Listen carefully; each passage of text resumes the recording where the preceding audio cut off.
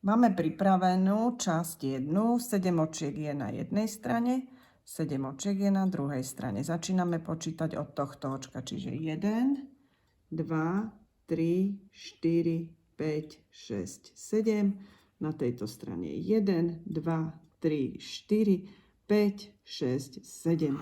Klasicky zviažeme uzlíkom, vytvoríme uzlík, snažíme sa ho urobiť tak, aby bol taký čo najploskejší, čiže takto zatlačíme trošičku, potiahneme, takto jedenkrát a druhýkrát.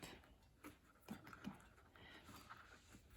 Dobre, teraz máme v podstate, tam previsajú šnúrky. To, čo potrebujeme urobiť, je zastrihnúť to tak, aby mali všetky šnúrky rovnakú dĺžku. Čiže zastrihneme takto.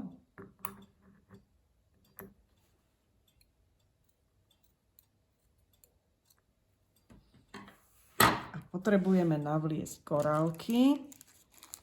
Potrebujeme 2 a 2, čiže na každú stranu 4 dokopy 8 gorálok. Na to, aby sme gorálky čo najjednoduchšie a najrýchlejšie dostali na šnúrky, znova zoberieme toto naše naťahovacie zariadenie. Najprv navlečieme gorálku, potom chytíme šnúrku a prevlečieme. Môžeme tak. Zase zoberieme gorálku, zariadenie a prevlečieme.